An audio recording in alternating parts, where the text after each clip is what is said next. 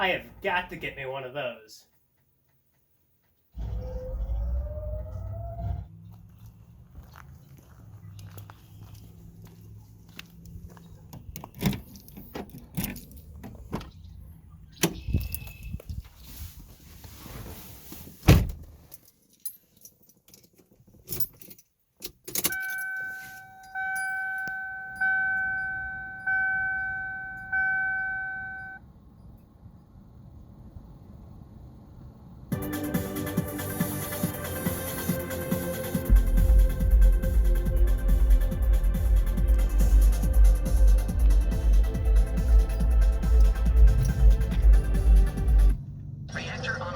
Sensors online. Weapons online. All systems nominal.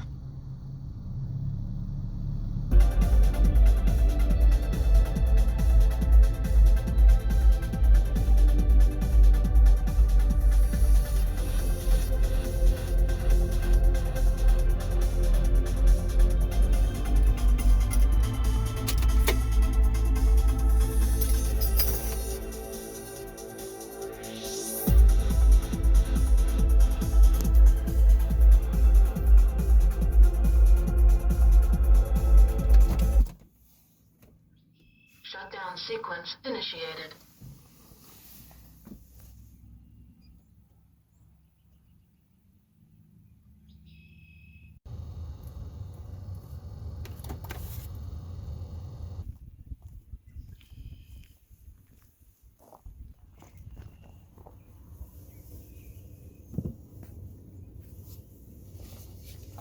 At the heart of how all this works is we have a programmable logic controller here that interprets signals in a vehicle. So the signals we're looking for are accessory, ignition, and engine RPM. Once we get accessory signal, we know to turn on the audio system and start playing music. Then when we have ignition, we're ready to start looking for an RPM signal. And only when we see an RPM over 400, then we know that the vehicle was just started as opposed to the vehicle just sitting in ignition. So once we see that RPM over 400, then we know to start the Mechwarrior startup noise. So with this being the programmable logic controller, this is actually our soundboard.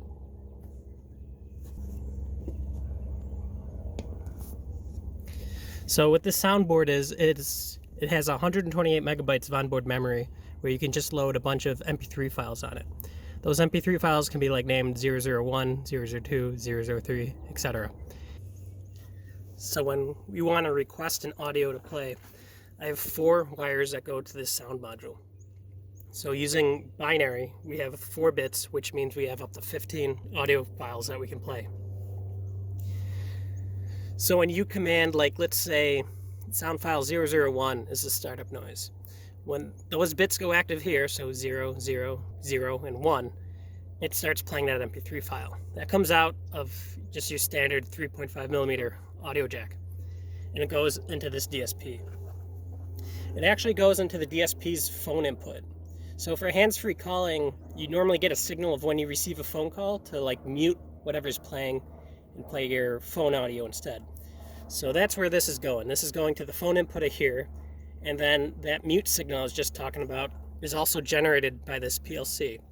So under normal circumstances, like when I turn the accessory on in the car and we have audio playing, that's coming out of this Windows 10 computer down here. That just feeds optical input into here.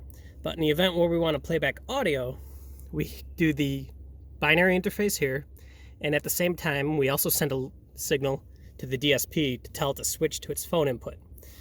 So when that happens, we're able to play audio no matter what this is doing. This could even be off, and it'll still do it.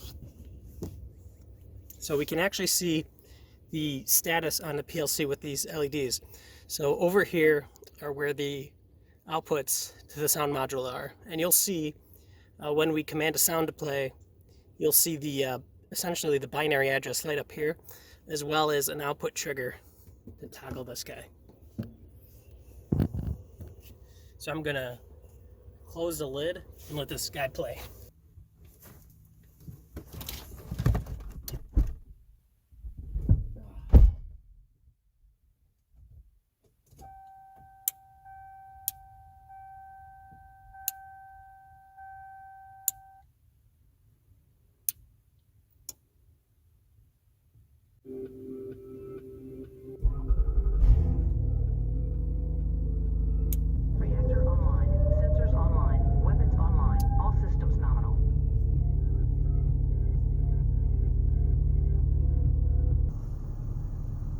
So one thing that makes this system so versatile the way it is that I'm only playing sounds when the vehicle is started.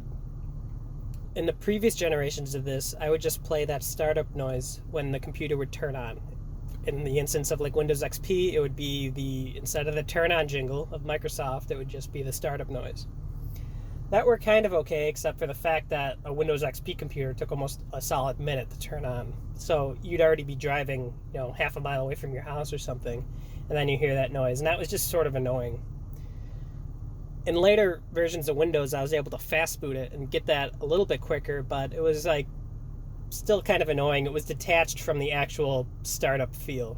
So what makes this great is that as soon as it sees that the engine is actually running, it'll play that sound. So that's usually with a second delay, and it doesn't matter if the computer's running, if I'm already listening to music, maybe the computer's off for whatever reason, it'll always play that noise. Anyone wondering what's going on with the center dash of my car that's 25 years old, I decided I didn't like any aftermarket radios on the market. So I took my double DIN radio, got that out, chopped out all the AC controls, and made this big opening and just slapped a 10.5-inch touchscreen in there that goes to a computer that sits in the trunk. This is the front end. It runs Kodi, runs a skin called Carbon PC, and I'll put a link to the guy that made that, which is a really great looking UI interface. And I'll do a video in the future going into more detail of what the car PC is, what the PLC system is, and how all these systems kind of tie into one another.